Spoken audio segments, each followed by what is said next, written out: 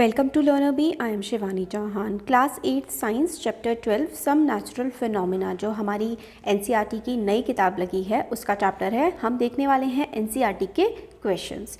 तो पहला जो क्वेश्चन है इसमें बोला गया है which of the following can not be charged easily by friction. तो फ्रिक्शन के बारे में हम लोग पढ़ चुके हैं। फ्रिक्शन एक फोर्स होती है जो किसी भी मूवमेंट को रोकने का काम करती है। तो फ्रिक्शन से इनमें से कौन सा चार्ज नहीं हो सकता है। तो देखिए प्लास्टिक स्केल आप लोग बहुत इजीली फ्रिक्शन से चार्ज कर सकते हैं। अगर आपके बालों में ऑयल नहीं लगा है, आपने रिसेंटली बाल धोए हैं, तो प्लास्टिक के स्केल को अपने बालों पर रगड़ करके देखिएगा, आप लोगों को फील होगा कि एक फ्रिक्शन क्रिएट हो गई है। इनफैक्ट वो चार्ज भी हो जाता है। फिर आप छोटे छोटे पेपर के टुकड़े काटिए और वो चिपक जाएंगे उस स्केल पर जो आपने अपने बालों में घिसा था। कॉपर रॉड जो है वो हम चार्ज नहीं कर सकते हैं। इन्फ्लेटेड बलून चार्ज हो जाता है। जब आप बलून को फुलाते हैं ना तो वो भी पेपर या बहुत ही हल्की चीज़ों को अट्रैक्ट कर लेता है। और वूलन क्लॉथ भी चार्ज हो जाता है।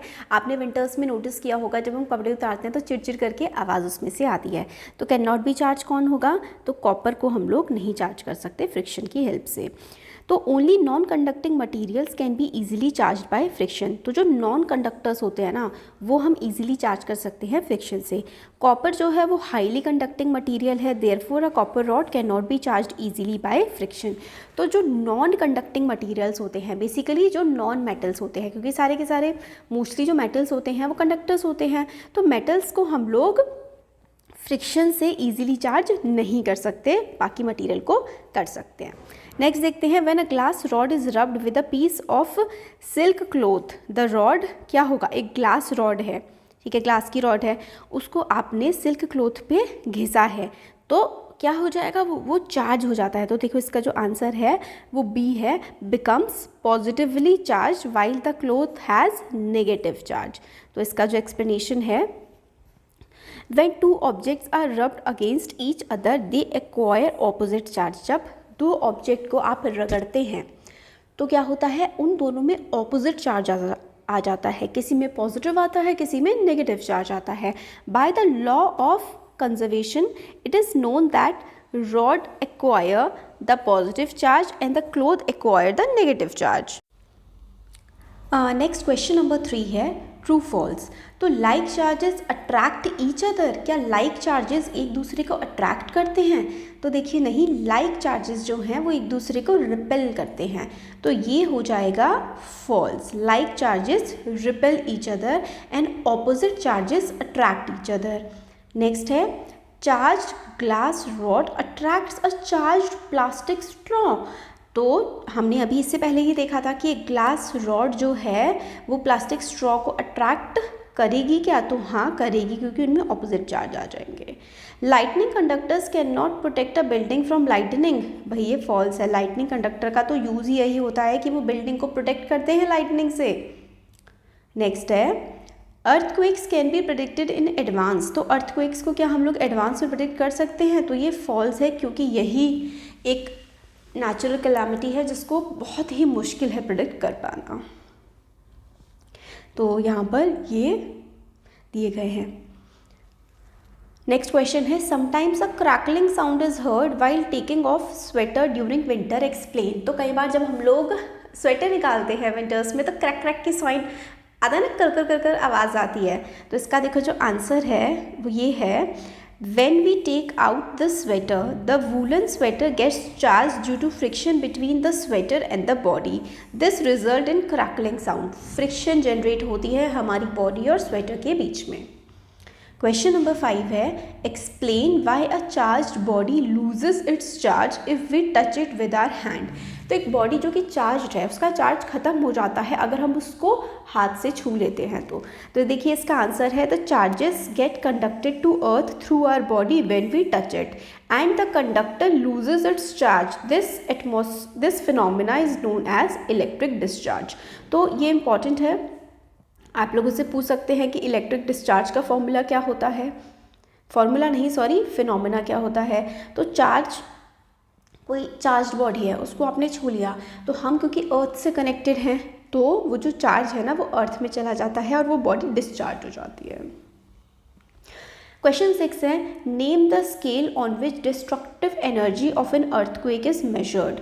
Earthquake measures 3 on this scale. अब बताओ अर्थक्वेक किस इंटेंसिटी का आया है, किससे मेजर किया जाता है। तो Richter scale is use to measure the destructive energy of earthquake. This scale has reading from 1 to 10।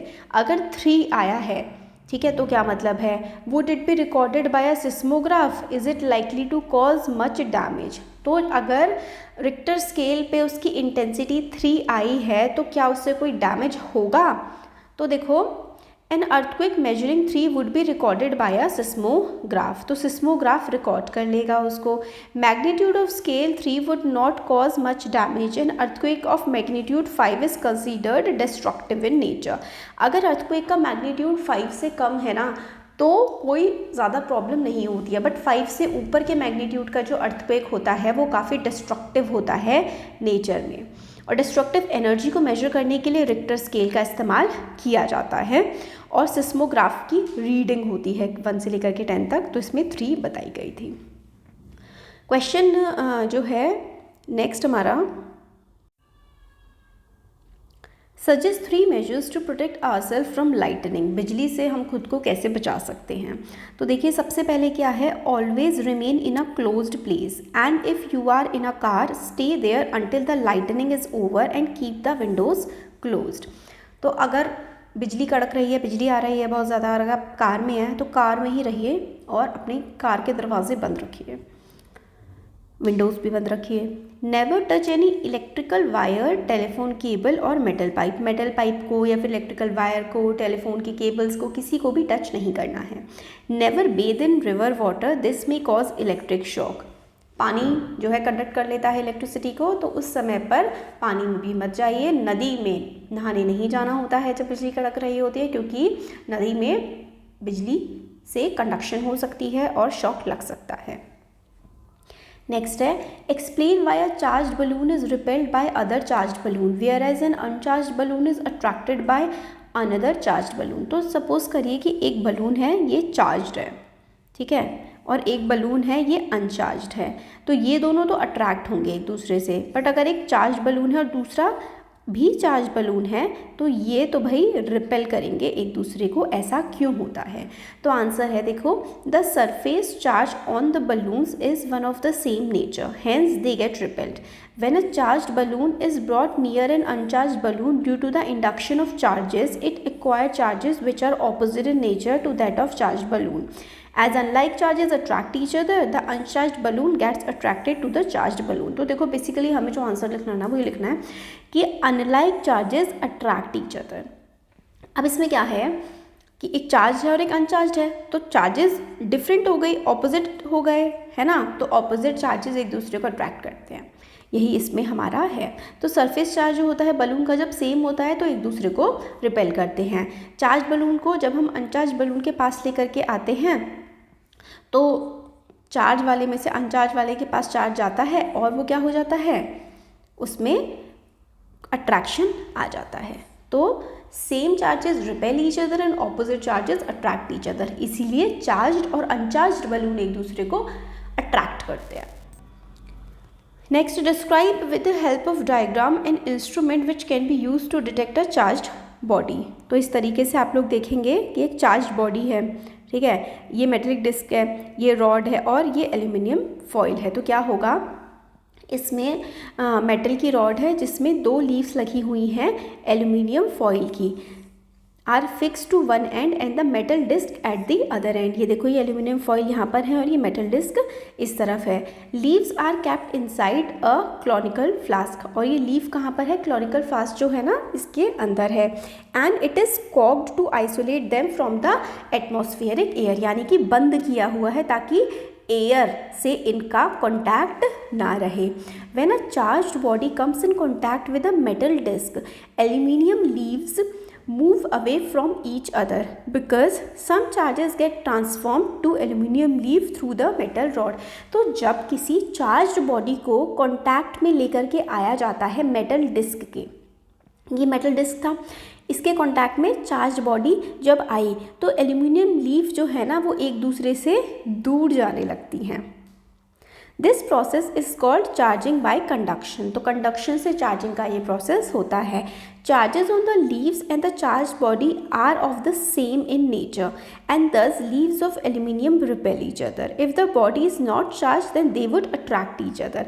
अब जब भी अगर नेचर अलग होगा, एक चार्ज है और एक अनचार्ज है, तो वो क्या करेंगे, एक दूसरे को अट्रैक्ट करेंगे, और क्योंकि दोनों के दोनों चार्ज हैं तो वो एक दूसरे को रिपेल करेंगे। तो रिपेल क्यों कर रहे हैं, क्योंकि दोनों के दोनों सेम नेचर के हैं, यानी कि दोनों के दोनों चार्ज्ड हैं, इसलिए वो एक दूसरे को रिपेल करते हैं। तो यही हम लोगों को समझाना था।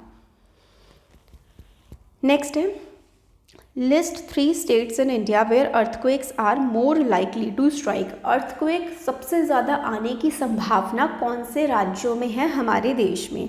तो Gujarat, Assam, Jammu Kashmir are the 3 states where earthquake are likely to strike. मतलब यहाँ पर ज़्यादा संभावनाएं हैं भूकंप आने की। Suppose you are outside your home and an earthquake strikes, what precautions would you take to protect yourself. अगर आप मान लो घर के बाहर हो, अर्थक्वेक आ जाए, तो आप खुद को प्रोटेक्ट करने के लिए क्या करोगे? तो इसका आंसर है the following precaution should be taken when an earthquake strike. Find and go to an open field and stay away from building, trees, electrical wires and poles. तो एक बिल्कुल खाली जगह पर चले जाना होता है। अगर आप कार में हैं तो एक ऐसे ओपन फील्ड में ड्राइव कर लीजिए जहाँ पर आसपास कुछ ना हो, ताकि कुछ गिर ना सके कार के ऊपर। एक ओपन एरिया में चले जाना होता है। नेक्स्ट है, the weather department has predicted that a thunder storm is likely to occur. मतलब तूफान आने वाला है किसी particular day. Suppose you have to go out on that day, would you carry an umbrella? Explain. Thunder storm, तूफान आने वाला है, तो क्या उस दिन और आपको बाहर जाना ही है उस दिन, तो क्या आप छाता लेकर के जाओगे? तो आप नहीं लेकर के जाओगे, क्योंकि छाते के ऊपर ना मेटल रॉड होती है, वो बिजली को अट्रैक्ट कर सकती है। तो no one should not carry an umbrella during a thunder storm. Thunder storm is accompanied by lightning and charges might travel from cloud to metal rod on the umbrella and might cause an electric shock to the person carrying it, so it is not safe to carry an umbrella during lightning.